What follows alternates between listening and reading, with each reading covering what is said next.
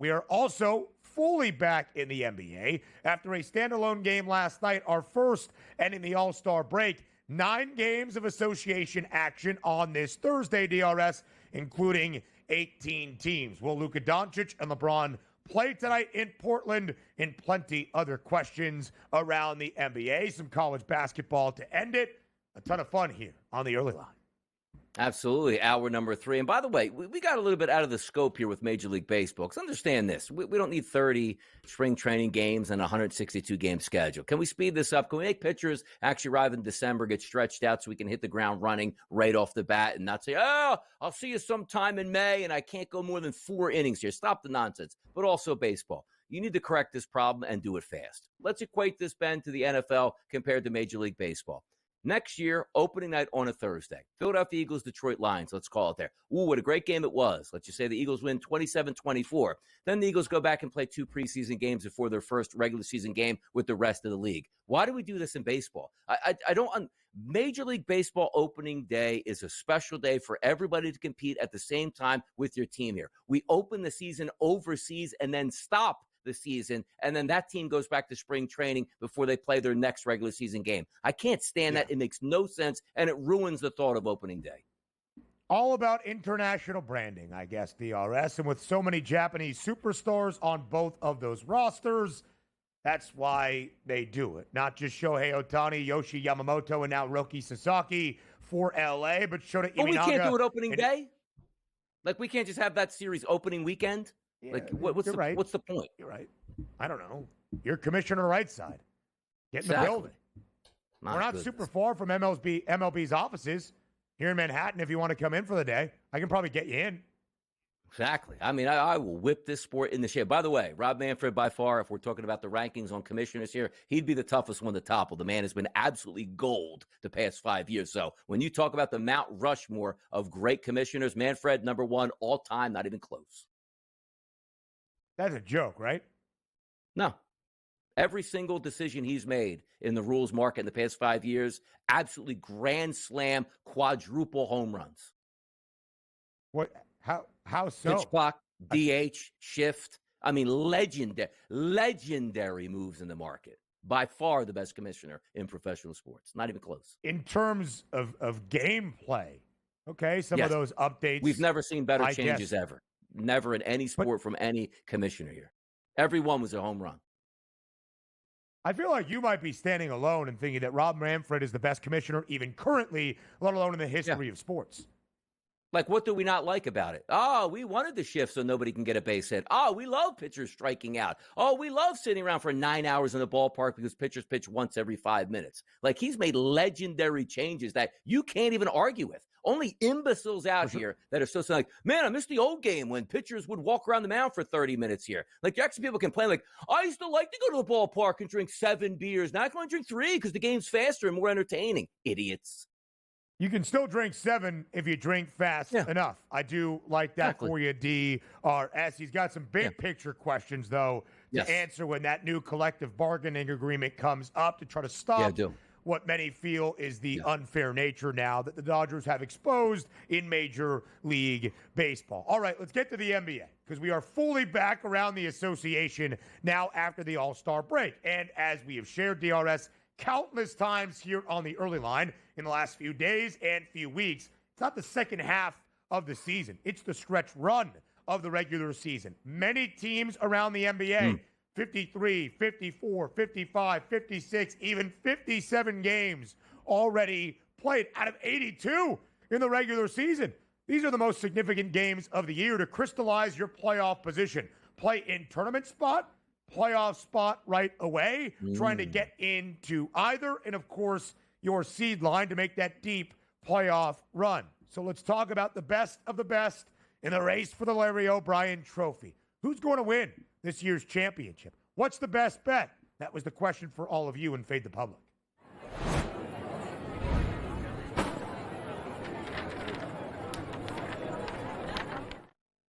Which team is the best bet to win the NBA championship? At SportsGrid on Twitter, that was the question. The Celtics, the reigning champs, and the short favorites all year at plus 175. But the gap used to be a lot wider for Boston in front of everybody else around the NBA.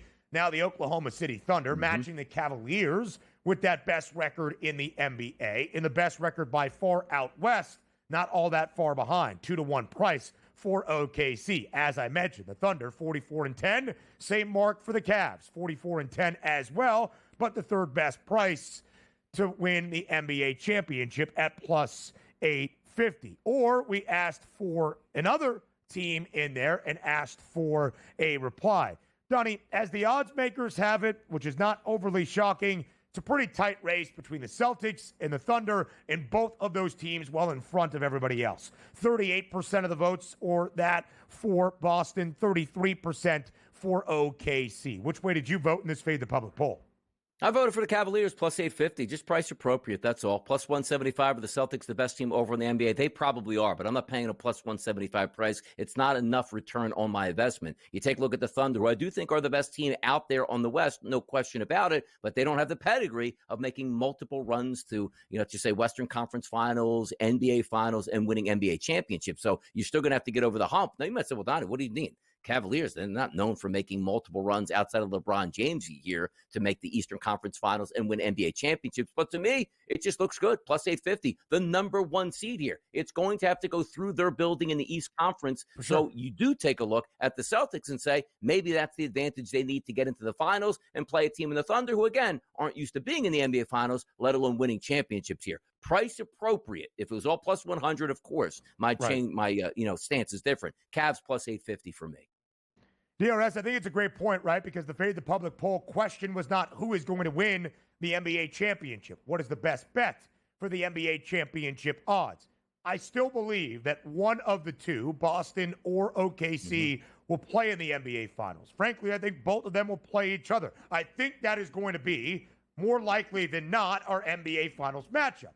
But it's not the greatest bettable price right now. You're not getting value on that for any of the other 7 playoff teams on either side of the league to stand in the way of the C's or the Thunder. So I selected other, and I backed the Denver Nuggets, a 13-1 price for the Nugs, who have won 8 straight games entering the All-Star break, in action tonight at home at Mile High. And frankly, DRS, of the other teams, and certainly in the Western Conference, Denver's that main team that has the postseason pedigree and the proven track record, winning an NBA championship just 2 years ago.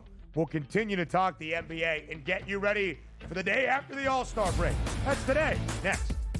Live right here on the early line on SportsGrid. We are back in the association, a full, not quite all 30 NBA clubs or a 15-game slate, but much larger than a standalone game NBA action tonight following the All-Star break. Again, this begins not the second half, but the stretch run of this NBA season around out our 82-game regular season. And an interesting game, DRS, begins with the San Antonio Spurs and the Phoenix Suns, but not in Phoenix, not even in San Antonio, but elsewhere in the Lone Star State. Tonight's game between the Spurs and Suns played in Austin at the home of the Texas Longhorns. This will be a matchup to welcome back KD, a homecoming for Durant, but also part of the Spurs I-35 series to have them engage with other parts of the state of Texas. The Spurs remain in Austin for a matchup tomorrow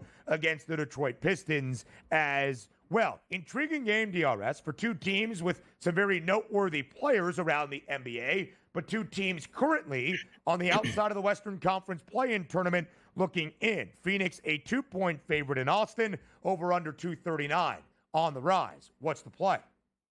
Yeah, you take a look at the opening line, was -2 for the San Antonio Spurs. You say, well, how did it get the -2 here for the Phoenix Suns? Well, it looks like Victor Wembanyama not going to play tonight. So that, hey, let's take our superstar on the road throughout the state of Texas, and it looks like he won't play tonight. Advantage for the Suns. Jones, Booker, O'Neal, Durant, and Richards expected to be in the starting lineup. And, of course, Bradley Beal and Grayson Allen coming off the bench. I agree with the line movement, and I do think the Phoenix Suns are the better team tonight without Victor Wembanyama here for the San Antonio Spurs.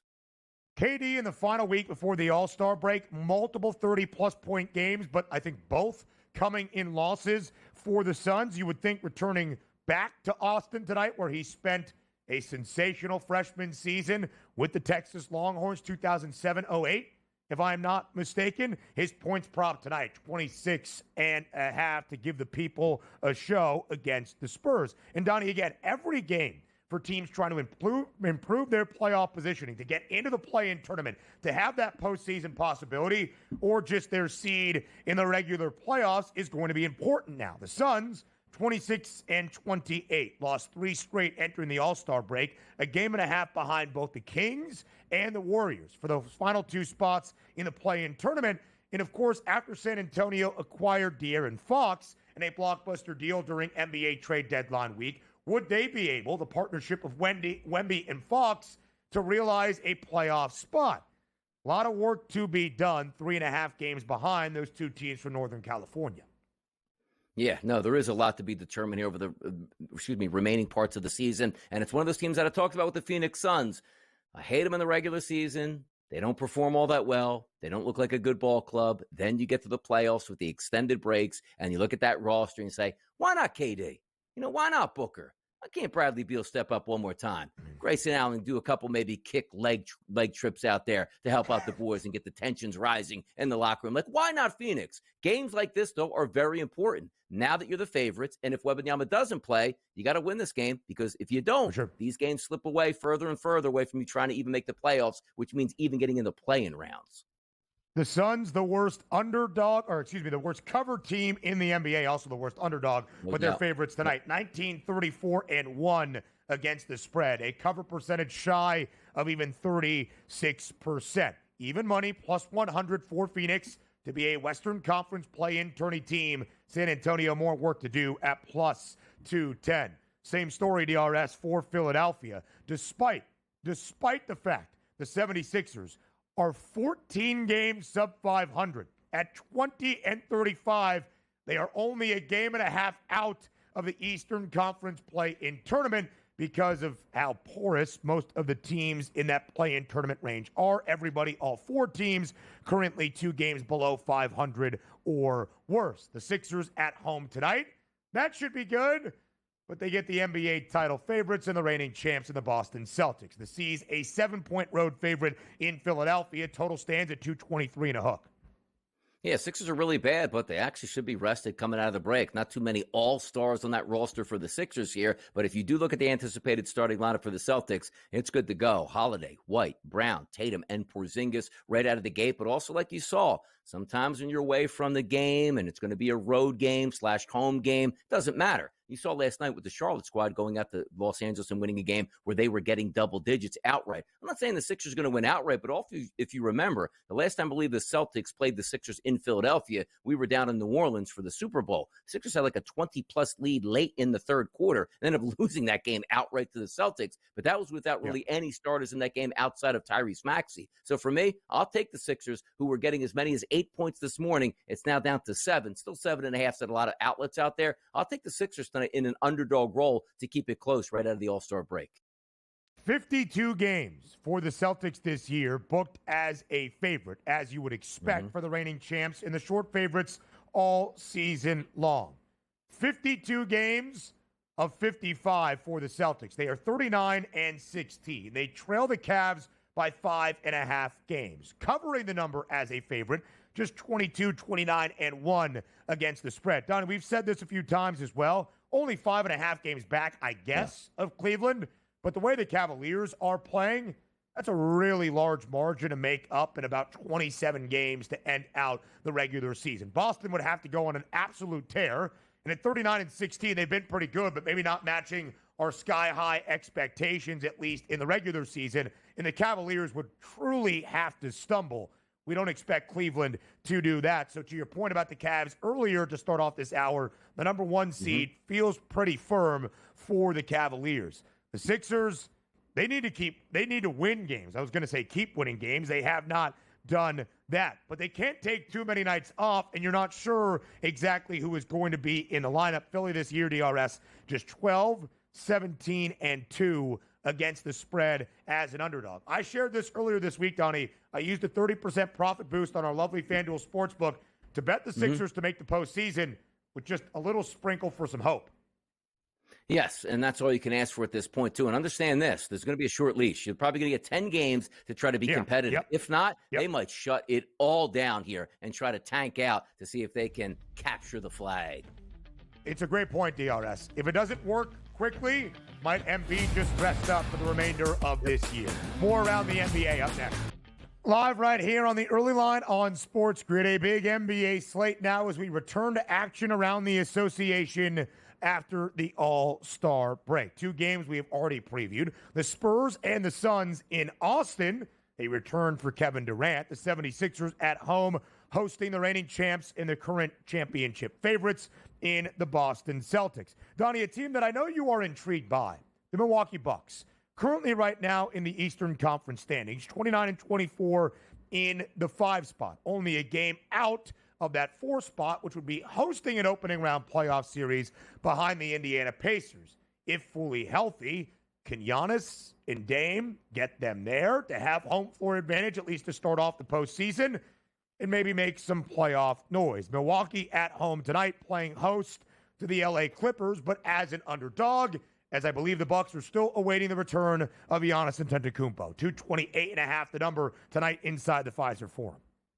Yeah, that line might be indicating there that we might not see him just yet. A -1.5 point favorite at the opening number on the FanDuel Sportsbook here in New Jersey has now moved to a -2 point favorite towards the road team, the Los Angeles Clippers. I am looking at the anticipated starting lineups tonight. It does include Antetokounmpo along with Lillard, Jackson, Kuzma, and Brook Lopez here for the Bucks. But if we are looking at the Clippers, full go for them. Harden, Dunn, Powell, Leonard, and Zubac. By the way, if you are just reading into the line, maybe it does say Clippers, but also understand this. Giannis hasn't played a lot of basketball lately, being injured and then the All-Star game. He's not just going to come back and play 37 minutes in a game against the Los Angeles Clippers and be right. You see the struggles that we see with guys like Luka Doncic just trying to return back to the court. He'll give you a great effort if he's out there, but I agree with that line movement here. It's the Clippers or nobody for me tonight versus the Bucks, just for that simple form. You might catch that. If Giannis isn't playing, Clippers are going to win that game. If Giannis does play, there's no guarantee that he's going to be 100% playing a ton of minutes like he usually does in the regular season. Give me the Clippers. I do think that -2 now movement to them makes some sense. Yeah. Donnie loves the Clippers. Donnie loves Norman Powell, who plays for the Clippers. Death, taxes, 3+ made threes for Powell, -145. LA booked as a favorite this year has been darn good, 18-11 against the number. Expected to win. They also cover quite often. We mentioned Indy, right? The Indiana Pacers, who are in that 4 spot right now with a game advantage over the Milwaukee Bucks. In Indy tonight, the Pacers play host to the team with the second best record in the Western Conference. That would be the Memphis Grizzlies. The Grizz also a slight road favorite in Indianapolis, 2-point spread. But Donnie, take a look at the total. 249.5 no longer. 250 are over-under tonight inside Indianapolis. Crazy. Now, also, I understand that guys are just coming back from break and maybe shots aren't available. We know we're betting the total based on what we anticipate the pace to be. But what is that pace? Like, we're not playing basketball over the past week for most of these players. We're just going to get back in top court shape and run up and down and be ultra efficient. I actually would lean towards the under just based on that fact coming out of the break. You saw a game last night, and again, it's only a 1-game runoff here. 197 total points out there with the Lakers where they basically fell asleep by the second quarter and weren't able to recover. But this line also opened up here in New Jersey for the Memphis Grizzlies as a -1, and that's now -2 with other outlets across the board showing as high as 2.5 at this point right now. I do think the Memphis Grizzlies are the better team. I'll back them on the road even as a public favorite, but just not actually handicapping and looking at the total. I probably just go to the under because the expectations aren't that we're getting ultra clean basketball right off the bat. Both teams can score into the 120s, and you still have a chance of this being under now at 250. Memphis has played a ton of their games to the over this year. Second highest over percentage in the NBA, 63%. Only the Cavs have a higher over percentage at 67.7%. The Grizzlies, the best cover team when booked as a favorite. Line slightly working against them. 2 right now on FanDuel, was 2.5, but 24-11 against the number this year. 2 really good teams covering spreads where they are according to that number right now. Indiana, of course, as an underdog this season as well, 12-10 against the spread, but 11 outright wins for the Pacers when booked as an underdog. We know the Pacers live up to their name and play at that up-tempo pace, if you will. Indiana, though, 7 of their 10 games before the break over. They haven't been the strongest over team for the entirety of this NBA campaign. DRS, keep an eye on Memphis. If things hold, and they should, yet they're 8 games back of OKC, but the Grizz have a chance to be the 2 seed in the Western Conference 3 of the previous 4 years. Yeah, not a lot of huge expectations, at least from me, entering into the season, playing great basketball. Still feel like they're flying under the radar, but as you said, probably going to wind up with the number 2 seed in the West here. Could be some fun to watch the rest of the way.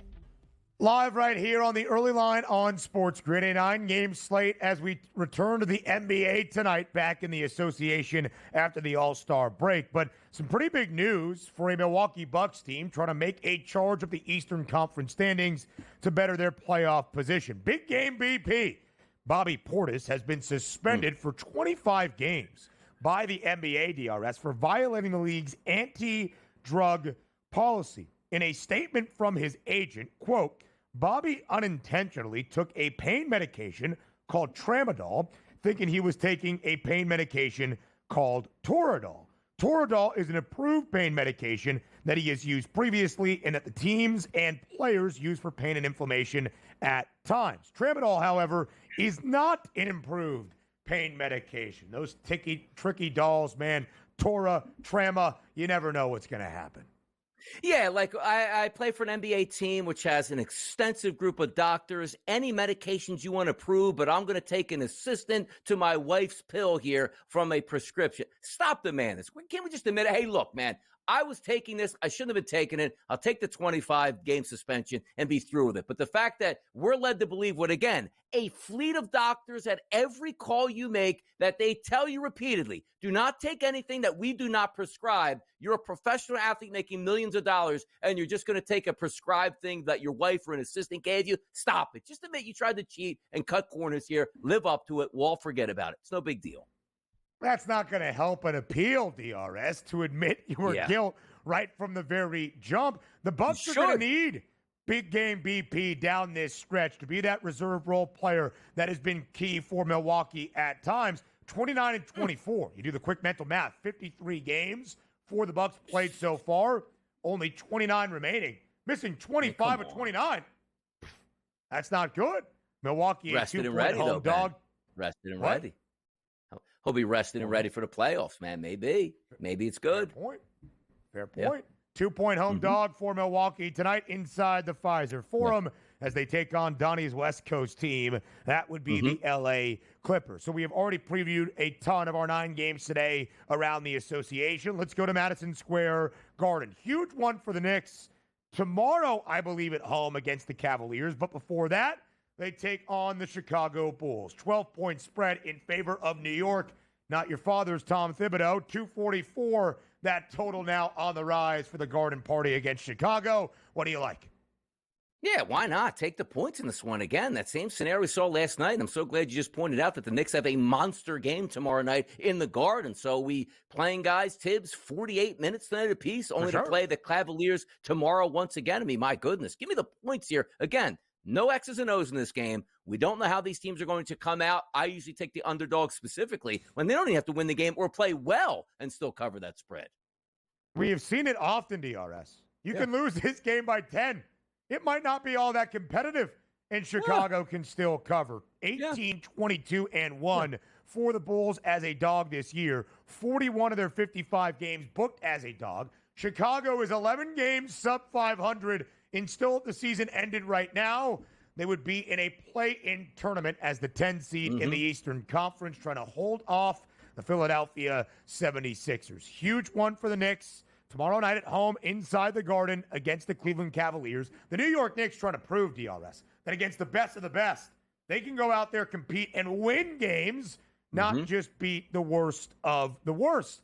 And Cleveland not going to have a very far trip, even on the second leg of a back-to-back, as the Cavs are in Brooklyn tonight to take on the Nets. Cleveland 13-point favorite. 225.5 is the total. Another large spread, DRS. First game out of the All-Star break. Can the Nets stay within striking distance?